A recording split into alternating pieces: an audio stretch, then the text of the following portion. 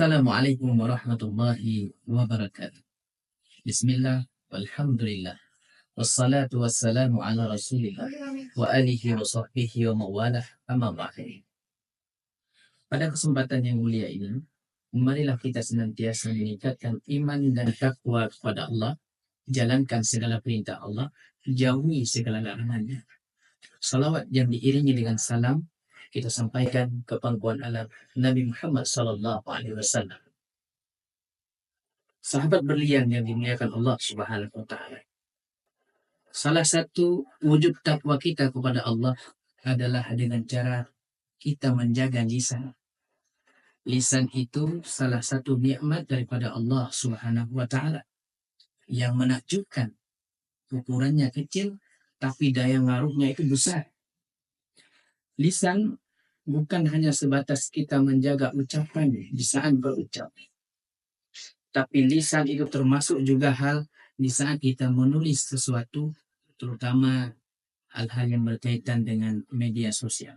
Karena mulianya seseorang itu tergantung bagaimana dia mengelola ucapannya, mengelola lisannya, kata-katanya, dan tulisannya.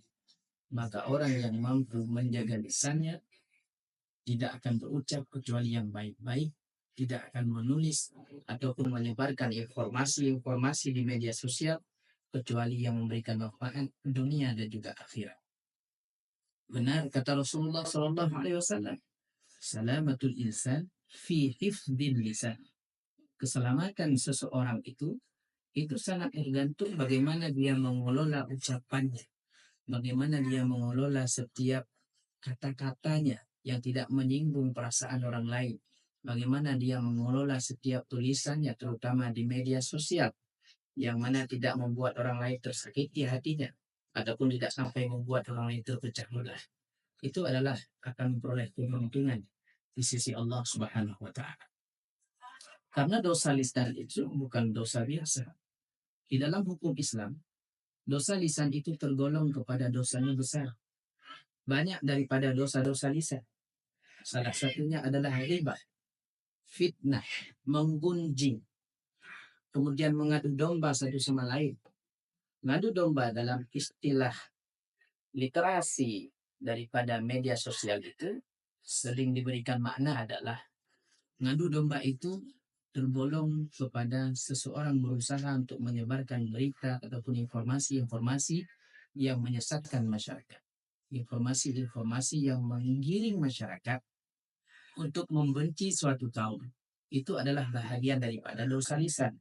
Dosa lisan, para ulama sepakat, itu adalah tergolong kepada dosa yang besar. Dan hukumnya adalah haram.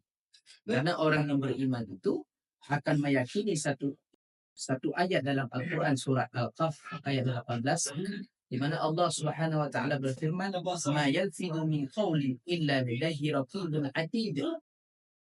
Bahwasanya setiap suatu ucapan kita yang diucapkan melainkan ada di dekatnya dua orang malaikat yang mengawasinya, yaitu malaikat rakib dan juga malaikat atid. Sahabat berlian yang dimuliakan Allah Subhanahu wa taala. Mengapa kita harus menjaga ucapan dalam berinteraksi sosial, dalam memberikan tulisan-tulisan, terutama yang berkaitan dengan era digital ini? Yang pertama, orang-orang yang menjaga lisannya, tulisannya di medsos, itu akan menyelamatkan seseorang itu daripada perbuatan dosa. Kemudian dosa karena kata-kata itu adalah berat dan dosa itu bisa membawa seseorang kepada nerakanya Allah Subhanahu wa taala. Pada masa Nabi ada satu kisah. Ada seorang perempuan, dia sering menyakiti tetangganya. Lalu tetangganya itu datang kepada Rasulullah dan mengadu tentang gangguan seorang wanita tetangganya. Kata seorang wanita kepada Rasul, "Ya Rasulullah, saya punya seorang tetangga. Dia itu ibadahnya luar biasa. Tahajudnya bukan main, sedekahnya tiada duanya. Tapi mulutnya sering menyakiti perasaan saya." Maka kata Rasulullah Sallallahu Alaihi Wasallam, "Hiya min ahlin nar." Dia tergolong kepada ahlinya neraka Allah karena dia tidak mampu menjaga lisannya, sehingga sering menyakiti hati dan perasaan tetangga. Sahabat berlian memuliakan Allah Subhanahu wa taala. Manfaatnya lain adalah kalau kita berhati-hati dalam berinteraksi, dalam berucap, terutama di media sosial, itu dapat membuat persaudaraan itu erat. Bila mana seseorang itu tidak mampu mengendalikan lisannya ataupun jari jemarinya sehingga dia membuat orang lain tersakiti hatinya, maka ini akan membuat perpecahan terutama kalangan orang-orang penggiat media sosial. Sahabat berlian yang dimuliakan Allah Subhanahu wa taala. Barangkali inilah yang dapat kami sampaikan. Semoga kita semuanya dapat menghindar setiap ucapan yang tidak bermanfaat. Demikian yang dapat kami sampaikan. Terima kasih atas segala kekurangannya.